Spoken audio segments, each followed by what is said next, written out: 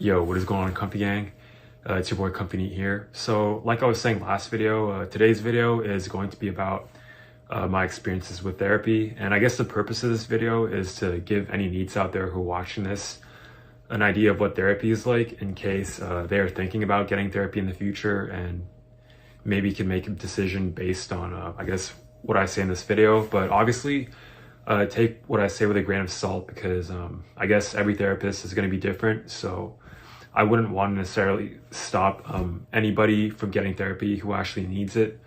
But at the same time, this video might be like a good reference or something. So anyways, for this video, I'm probably just going to go over I guess the whole process of like therapy, like what I did exactly in these sessions.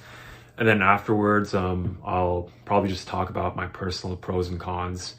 And for those of you who don't already know or who are new to the channel, this basically all started maybe like, probably like almost a year ago, where my parents were recommended this therapist by my aunt because her son had been seeing one and because he went through some like bad stuff and it seemed to help him a lot. So they talked to me about it and I was a bit apprehensive at first for various reasons, but I ended up going through with it because I thought, it might be something worth trying. And, some people are also saying that I should just give it a shot because, it might help or something. So I thought, why not? So I ended up going through with it. And the whole process, I guess, is pretty straightforward.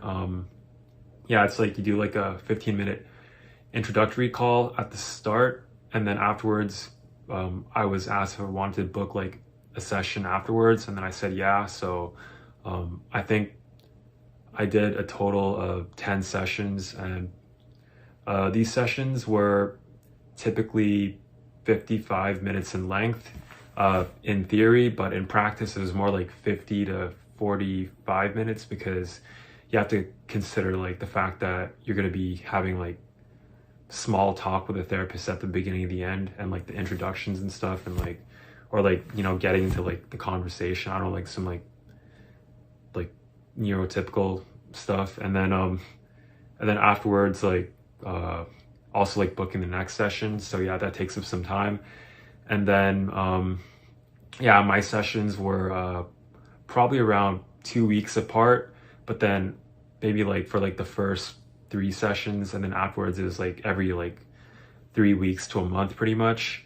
And yeah, so after the introduction, the first official session was basically a quote unquote intake session where the therapist basically just asked me a bunch of questions about myself, very broad stuff like, I don't know, like random shit like what's your diet like, or like what do you do, like are you employed and stuff like that.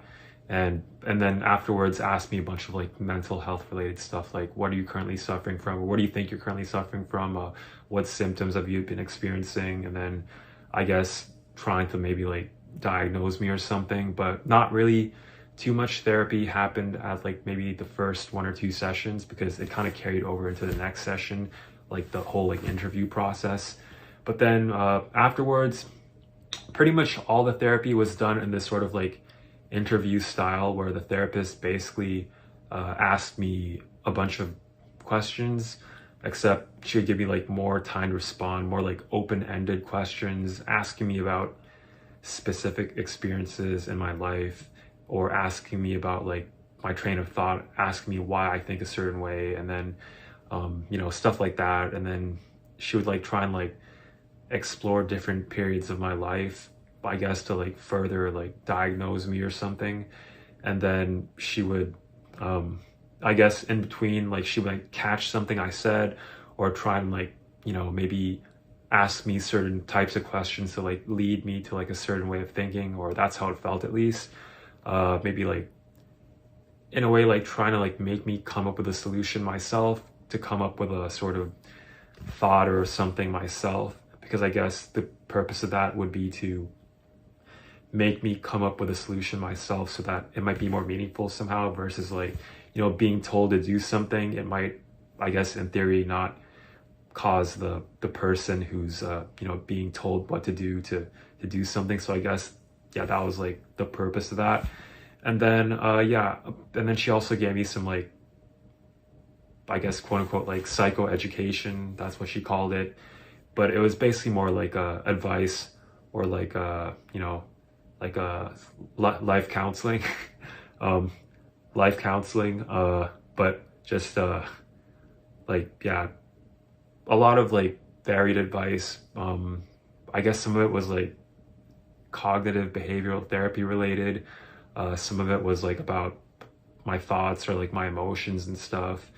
And then some of it was like evolutionary psychology, like trying to convince me that, you know, staying in your room is not a great thing 24/7, because I guess, you know, the whole like humans are tribal animals and social animals, and therefore, you know, it's like not an evolutionarily sound way of, you know, thinking or behaving, which I guess makes sense because, I mean, I don't know, I feel okay, but sometimes I don't feel that great, so I don't really know whether to trust the way I feel or not. But I guess that's that. And then she also gave me like these like exercises to do in therapy. I didn't really cover too many. Apparently there was supposed to be a lot more, but I only did 10 sessions. But you know, some of them were like these like mental exercises, like, you know, visualizing like a box that you know, lock your like negative emotions, like in case, like, you know, someone pisses you off or something, like, then I was supposed to like visualize a box in my head or something, and then, you know, like keep it in there so that, you know, it wouldn't bother me throughout the day, at least until, you know, I got to see the therapist or something. That's one example of that. And then she also gave me like quote unquote like homework, like stuff for me to do, like for example, so some of it was like quote unquote like desensitization therapy, where she tried to get me to like, you know, like slowly, gradually like touch the doorknob like at the front door, and then like, and go outside, open the door, and like let it stay open for like 1 or 2 seconds. Probably like a bunch of stuff that makes me look like schizo, but I guess like, because, you know, obviously probably nobody really cares, so yeah. But it's just funny to think about, like seeing, like if you were to watch me, I'd be like some random guy like just like quickly opening the door and fucking like standing there for like 2 seconds and then fucking closing it, and something like that. And the goal was to like have me go out more and more, you know what I mean, like gradually like make me do more like normie stuff, going outside and taking a walk in the park or something. And yeah, so that pretty much sums up the entire process. And I did a total of 10 sessions, as I said before. And, you know, the last one, I just kind of asked for some like advice, and just told me to like keep doing what I was doing. And yeah, so that's the process. So what are the pros and cons of therapy, in my opinion? So you know, the first pro is that, you know, given that I'm a shut-in NEET hikikomori that's in my room 24/7, who has probably never you know, hasn't heard the voice of a woman, or, you know, seen a woman in real life, let alone you know, felt the touch of a woman in years. You know, it was nice to hear the silky smooth sultry voice of a woman over the phone. And, you know, it kind of, you know, gave me butterflies in my stomach, and kind of reminded me what it was like to fall in love. Obviously I'm not being serious right now, but I guess if you think about it, you know, that might be a pro if you're really starved for female attention or something.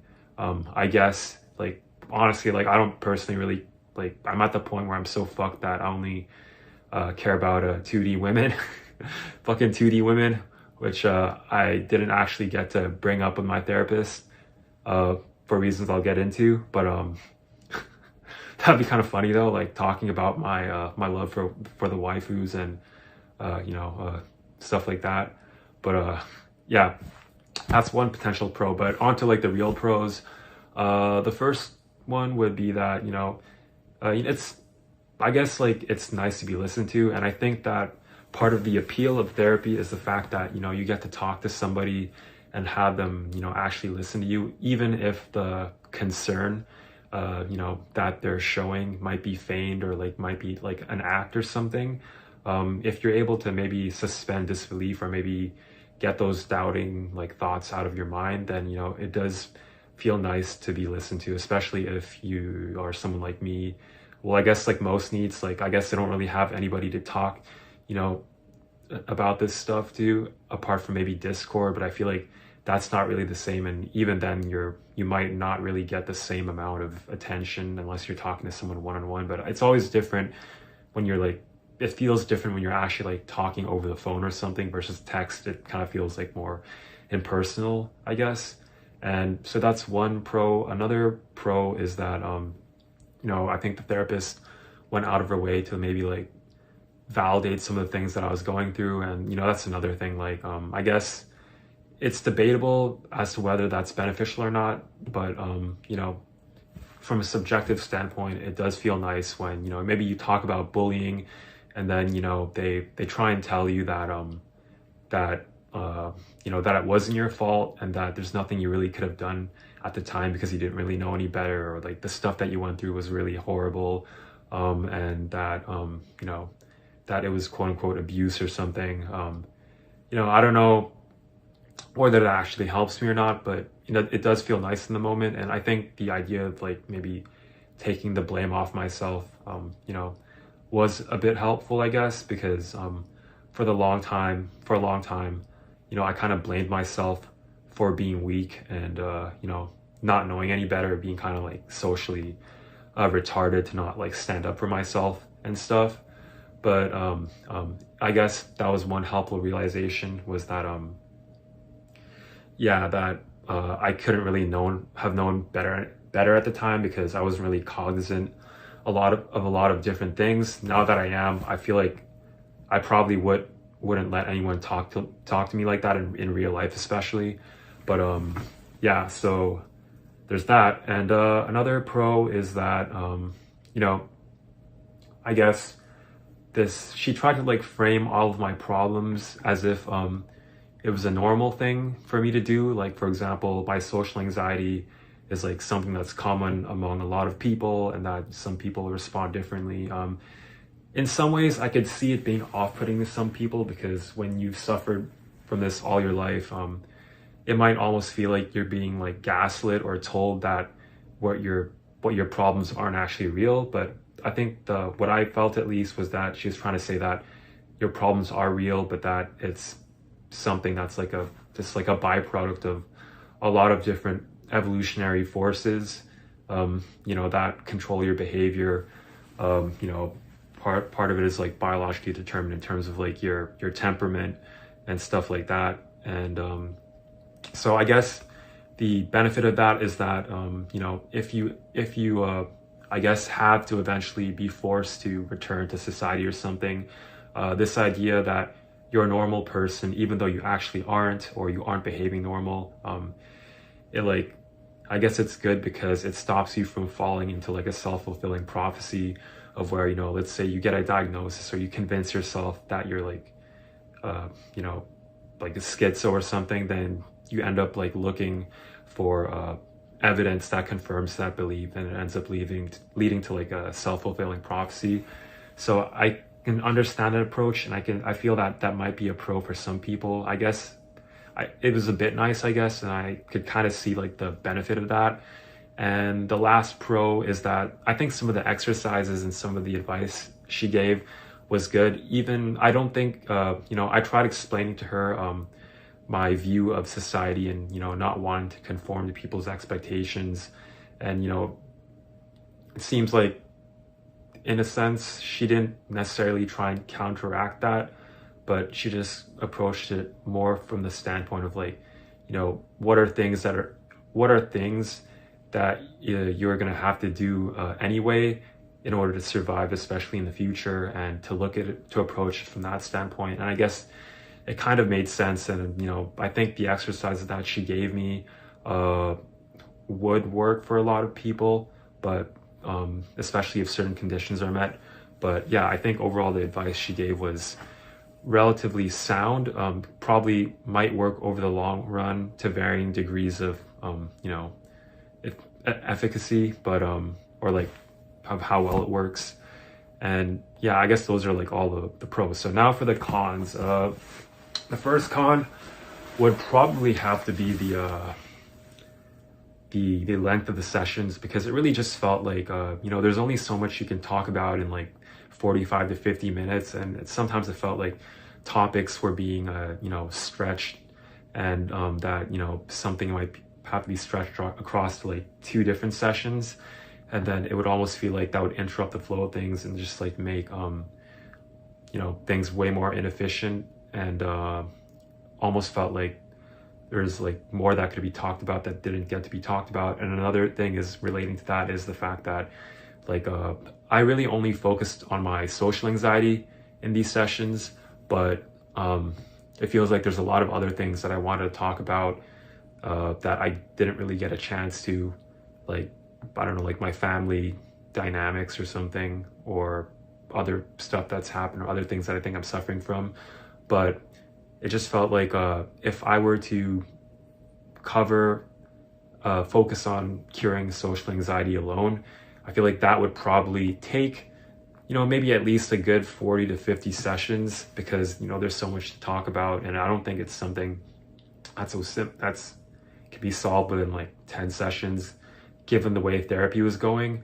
And it might be different for different therapists, but I think that yeah, it's probably not realistic to expect your problems to be fixed within a short span of time like that.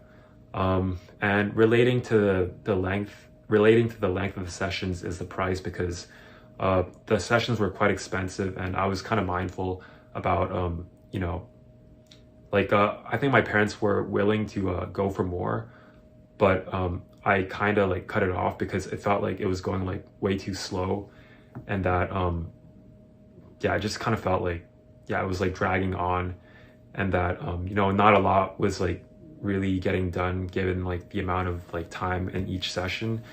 And then it also felt like yeah, it almost felt like I guess given the price, like you can't help getting these thoughts that like the therapist is almost like trying to like milk you for money, because you know, she'd also like do this thing where like at the start of the session she would like say like, so next session like we can talk about this or do that, but that she would always do it in like this very like almost like algorithmic, like very like rehearsed way, that kind of made me feel like she was like priming me to like book another session, almost like I've learned about this stuff like before, like this idea of like psychological consistency, like it's a byproduct of like cognitive dissonance, and this idea that like if you agree to a statement that, you know, like next session you're gonna do something, then to stay consistent with that agreement, you're more likely to book a session in the future. I think it's called the foot in the door technique, and maybe it's all in my head, or maybe that wasn't her intention, or maybe her intention was to keep me on therapy because for my own well-being. But I guess I should give her that benefit of the doubt. But at the same time, given the price of therapy, it's hard not to think those types of thoughts, if you know what I'm saying. And yeah, and also related to that is like, that also relates to like all the stuff that I mentioned about not being able to like talk about like different issues, and how long it would take just to sort out an issue by talking alone. And another issue is you know, things like con is like things like compliance. Like at the end of the day, you know, even despite the price of therapy, you like, I guess you would go into it thinking that, you know, it would be something that would just fix your problems or lead to some massive change on its own. But I guess what you need to know going to therapy is that I think you're expected to take a lot of initiative, even as the person paying. So I think you would think that the therapist would lead you towards certain types of thoughts, or like types of things, or like know how to guide it in the best way possible. But like for example, she spent like a good maybe like 2 sessions asking about various periods in my life, which nothing honestly like serious happened to me. but it almost felt like she was like digging for something because she didn't really know what to look for to talk about. And then eventually I had to like take initiative and, like tell her like that I wanted to talk about the time in my life when I was bullied, because she was like focusing on like when I was in like 6th grade or like when I was like in kindergarten or something, and nothing really bad happened then. Maybe I could remember some things, but nothing related to like my social anxiety, which was like the primary focus of the sessions. So yeah, there's that. And also this idea that as far as like that compliance, like in terms of like the exercises and stuff, like obviously I will say that I think these exercises might, provide you some benefit. I don't think they're gonna necessarily help everybody, and they're definitely not gonna, help you ascend and become some normie who can just get a girlfriend really easily. So, obviously, I don't know, I'm pretty sure most people watching my channel don't have that expectation, but, I think there's this sort of like romanticized idea that therapy will fix all your problems if you just go to like the therapist that's right for you. But I highly doubt that. And I think but at the same, yeah, that's another thing, Colin, is that it's not going to fix all your problems, especially given the price, but also that, you have to take initiative. And if you're the type of person who has really trouble following through on doing things, has trouble sticking to new habits, has trouble developing like new routines and stuff, then when the therapist gives you exercises, it's not like that's going to magically change just because the therapist is telling you to do something. And I guess it is good to have that like kind of like social pressure of the therapist like reminding you to do stuff, maybe like gently reminding you and nagging you, and maybe it does cause a little bit of change, but it doesn't at the same time you're probably not getting the full benefits of therapy. So maybe people who are more like studious, who are more conscientious, will probably benefit from therapy a lot more than people with like neat, lazy tendencies who are more like ephemeral, who are more I guess like all over the place, like in their like priorities, and like they're just like ADHD almost, pretty much.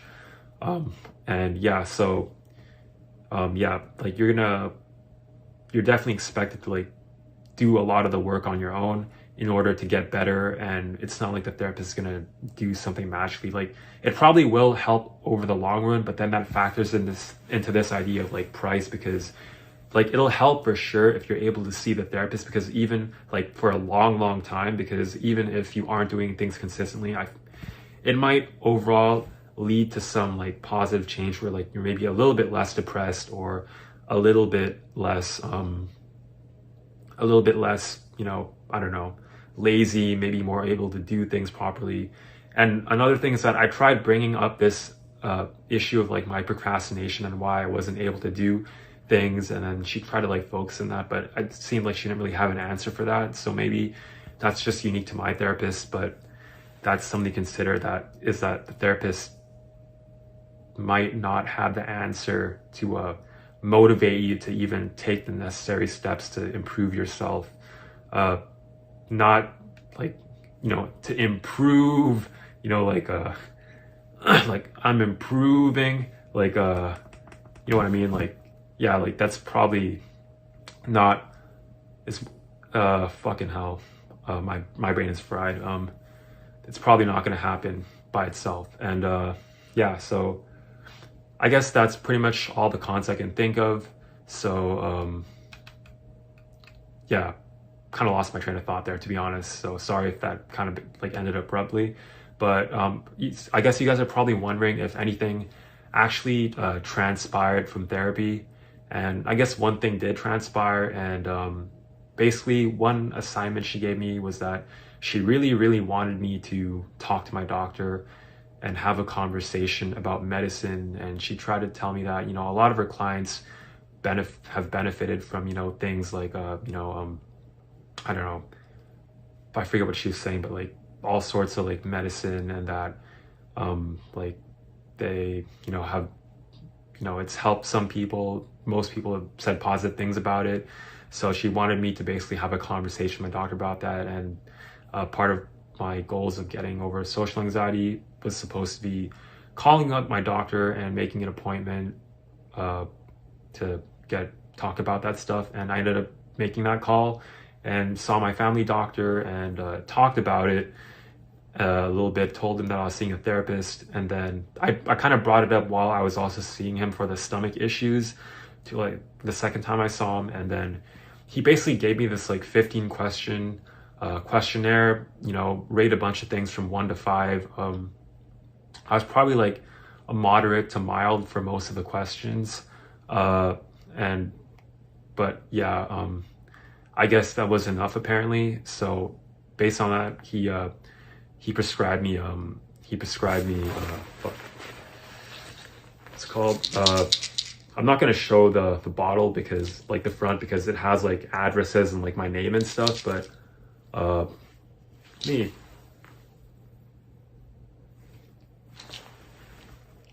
Oh shit. Yeah, like, I guess like, yeah, I got prescribed, Zoloft basically, or sertraline. And, as to whether I've taken it or not, the answer is no. And the reason for that is because, it didn't seem like he kind of like framed it as something that I could try, but not something that is like absolutely necessary. And he also, said it might help or it might not, but just to try it out and see.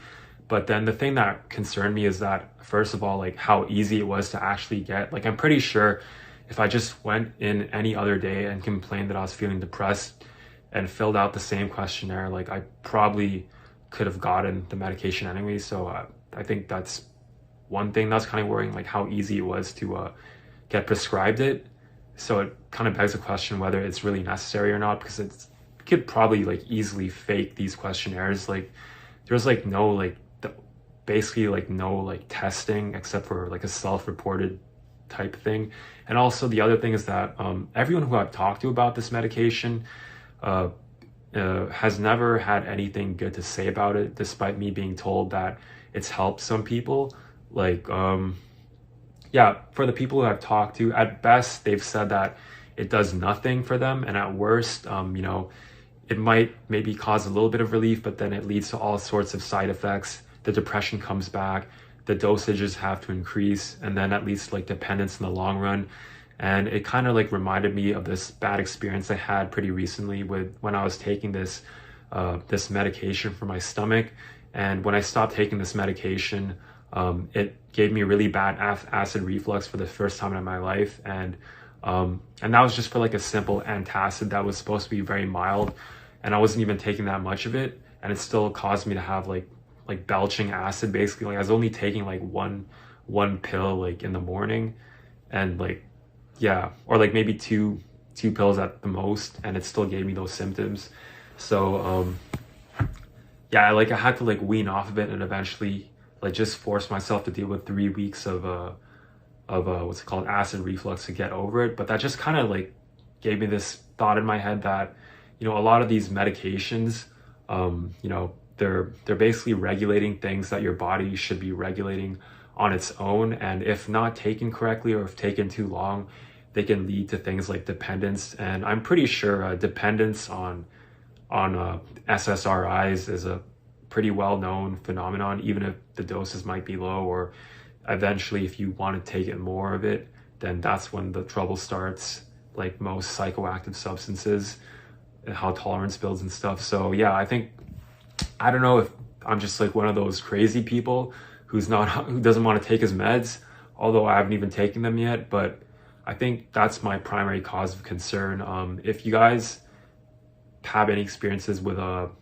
this sort of medication, or want to share experiences or give me input, just let me know in the comment section below. But as of now, like I'm just really cautious about taking anything because I don't really feel that insane, to be honest. Although that might be laughable to some people watching this, and when I kind of look at my life situation, maybe I am kind of insane, but I don't feel depressed. Like I don't know if taking an SSRI would necessarily fix anything, because I don't really think depression is my problem. It's supposed to help with anxiety, but I'm really not too sure at this point. apparently it also makes you feel like a zombie, and maybe that's what helps you get through your day, but as opposed to like feeling depressed and like, or like suicidal. But I don't get like suicidal emotions. At most I feel fatigued, so for the most part. So yeah, I'm not really too sure. Anyways, this video has just hit the 30-minute mark, so I'm probably gonna end it now. Hopefully you guys found this entertaining or enjoyable somehow, and if you guys like this video, make sure to hit the like and subscribe button down below. And this is Company signing out, and peace.